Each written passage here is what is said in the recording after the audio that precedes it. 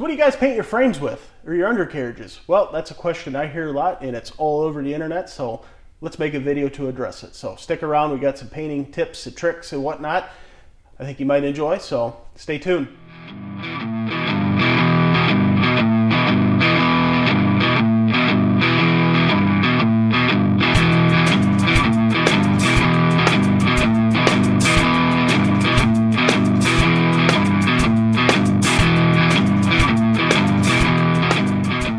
So yeah, that is the question. What do you guys paint your frames with and your undercarriages with? So if you ask 20 different guys, you're going to get 20 different answers, ranging from pour 15 to just go get some Rust-Oleum and brush it to, I don't know, epoxy and high-end car paint.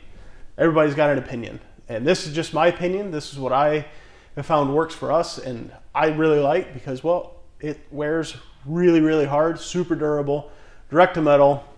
We've never really had a problem with it.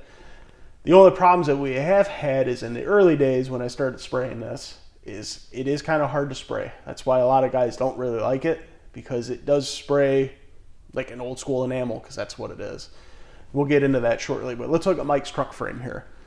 So we just painted Mike's 53 Ford, his truck frame for him yesterday, using our hero paint. That's what we're gonna call it until I reveal to you what it is. And this is a low gloss paint. We sandblasted, and then we sanded the sandblast profile down with 80 grit, primed it, and painted it. Now, I don't use a rotisserie or anything to do frames because, well, the center of gravity is off for me, and they don't roll nice, and honestly, I don't really feel like setting it up and digging it out and making it work. So this is how I do frames. It's how I've done them for years, from big trucks to little trucks to you name it. Set them on jack stands and just crawl underneath with the flashlight and go to town. Start on the bottom, do 2 good coats on the bottom, and then squirt your inside here. Do 2 good coats on the inside, and then 2 coats on the outside, sometimes 3. And I'll also do sometimes 3 across the whole thing there. So we'll talk about that a little more. But let's get to our paint here. So this is a product made by Sherwin-Williams called Sher-Kem, and it is an alkylate enamel. So like I said, not cutting edge technology, old school, sticky. It will get your shop floor gross and sticky, and if you wear tennis shoes like I did one time, you'll walk right out of your tennis shoes. It gets that sticky. I painted a trailer one time, and by the time I was done, my shoes were junk, and the floor was so sticky, it was like walking on a drag strip. Maybe not that bad, but still bad. Anyways, alkylate enamel, direct to metal, sticks to everything, and just durable as all get out. And I did mention that it is kind of hard to spray because it is a very thick product and it has its own characteristics when you spray it. So let's take a look at the thickness of this stuff, man. Let me get another paint stick.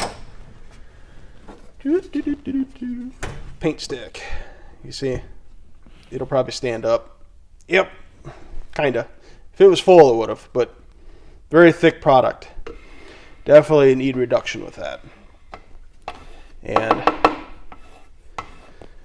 they make this in all different variations. Come on, sticks, work with me here. I make this in a low gloss, which is what is on this frame, and a high gloss. And I can tell you, the high gloss, the more you put on, the glossier it is. So keep that in mind if that's something you are interested in for your project. And like I said, this is a direct to metal, but I usually use the Chem Flash Prime just because it does look better. So 2 coats of this, usually 3 coats of this seems to be the ticket. So what do you mix with this? Well, some Chem 400 and some xylene. So the low gloss and the high gloss takes the Chem 400. They also make a fast dry that does not take the Chem 400, but it is not as durable. It doesn't look as good. So if you're looking for that ultra high gloss frame or undercarriage, you're going to want to get the high gloss, not the fast dry. It works better, the high gloss stuff. And then the Chem Flash just takes some xylene. And you mix this stuff 8 to 1 to 1. And there's no mixing instructions whatsoever on the can, just their Paint Docs website that you can go get the information from, and that's where I found this information, and it does work. And I think that is probably the one thing that maybe guys miss. They just try to hodgepodge it together, and it works better when you actually get the mixing ratio correct. And all I have is 2 dirty cups right now. Apparently I used my last cup and threw it away. So this is what you're going to get. Sorry about the dirty cups. So how do you mix this stuff? I'm going to try to hold the camera straight. So it's 8 to 1 to 1. So 8 parts is your Sher-Kem paint, and you will fill that up to your desired amount you need. So you will find, I'm going to have to show you on a different one. Let's do a cleaner one here. Okay, pretend that 4 is an 8. All right. Sorry about the shaky camera. I got to get situated. So, depending on your project and how much you need to mix, we'll just say you need up to 5. I don't know what that is in ounces. Doesn't matter for this. So, this first column, you will fill up to the 5 with your paint, and then from there, you will fill up to the matching 5 with your Chem 400 catalyst. And your final one here, you will fill up to, I usually start at half. So you will use xylene to reduce it. So if you want it a little bit thinner, continue it on up to the 5. Now, you can always add more, you can't take out any less. So it needs the full amount of the Chem 400, and then mix it to your thickness, I guess, your likeness with the xylene. So 8 to 1 to 1 seems to work really, really well for my spray gun setup and how I like to spray this stuff. So, and if you didn't know, these ratios here are all set from the manufacturer. So different paints have different mixing ratios, and all those paints mix the same, just different ratios and different columns, if that makes any sense at all. So moving on from that. Yeah, oh, quick. I have this nasty old universal stick that I use for our industrial gross sticky paint, not our nice stuff. And this is just as good too. So I would stick this down in my pot gun, and you can see the top of the tape there where it is underneath 8. I will fill up paint to 8, and then my Chem 400 to 9, and then my xylene to 10. Pretty simple. You just count. So it's not that hard, guys.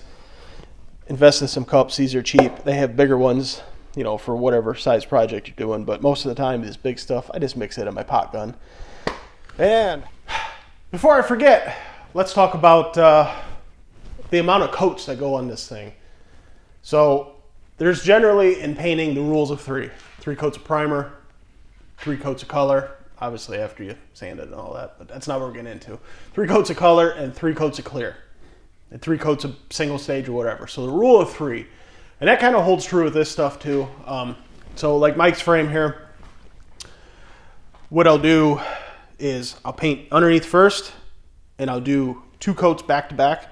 I'll cut it all in, and I'll come up to the inside here, and I'll squirt all this.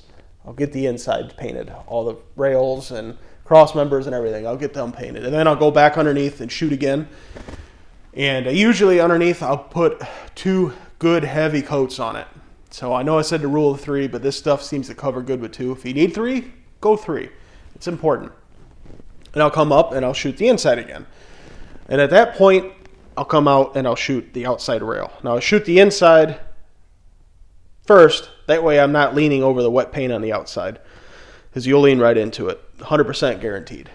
So 2 coats underneath, 2 coats on the inside, 1 coat on the outside of the frame, and then I'll come right back around, because usually by the time you get done spraying this, it's already flashed off, ready to go. So you want about 10 to 15 minutes, depending on air temperature, before you do that, or before you go for another coat.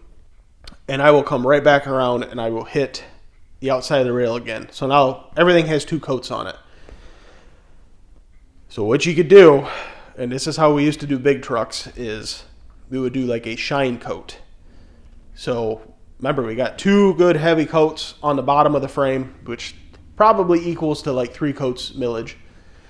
And then We'll come out here and we'll do a shine coat, as we call it, the third coat. So we will hit everything, walk right down this rail, spray this, spray that inside as you go, switch sides, do the same thing.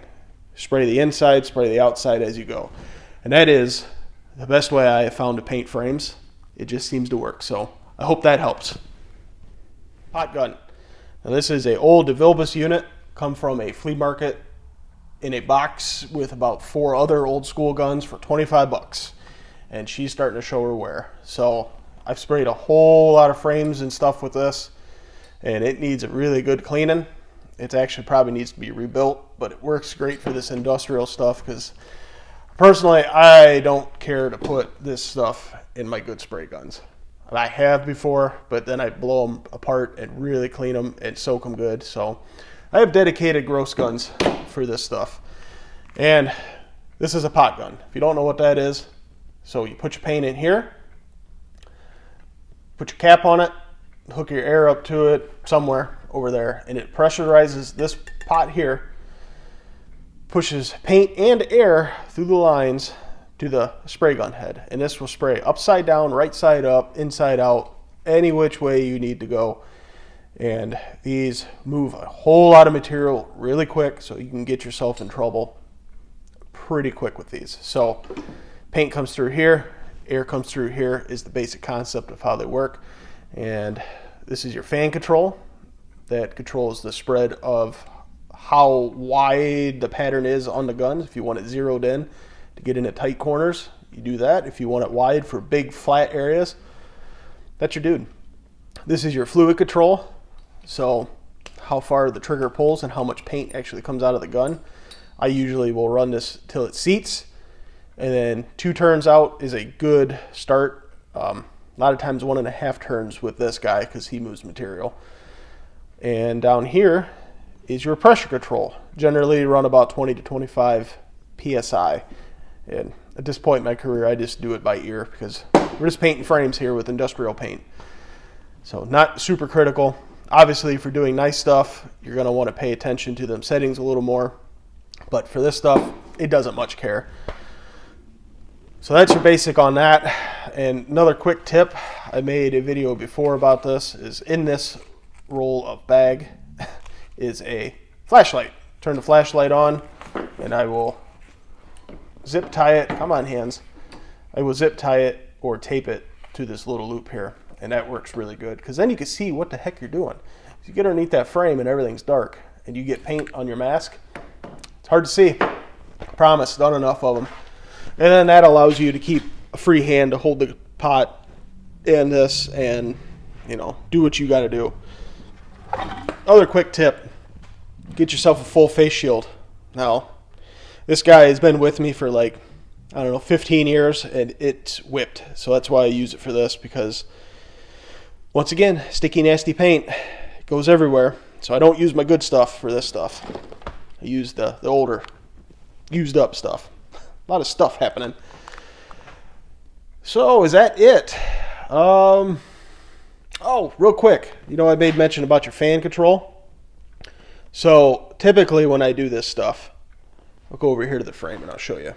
I will zero that gun in so it is a straight, like tight, round stream coming out, and I will shoot the underside and down in all these corners with that method.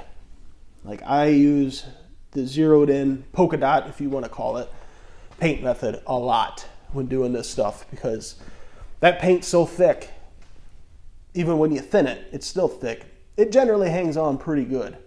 Then you can get them back in that corner because the problem with sandblasting is the sandblast can go where you can't paint. So you generally need to zero that gun in. I will go through and I will trim all this out or cut all this in, if you will. And then I will go through and open the pattern up on the gun a little bit wider and fill in the spaces in between. And I'll repeat that process. I'll use that little zero in, you know, polka dot setting on the gun a lot down inside the frame and everything just because it works really well. So I hope that gives you some sort of information on the product that we use to paint our frames. And you can brush it, you can roll it, and you don't really require to thin it but you should put the Chem 400 in it if you're going to brush or roll it. That way it actually dries. So if you have any questions, ask in the comments. If this was helpful, awesome. Give us a thumbs up and a subscription if you were into that thing. And I hope it works for you. And if you think there's a better product out there, let me know. I'd be interested to know, because I'm always looking, always trying to learn. So have a good day. Good luck with your projects.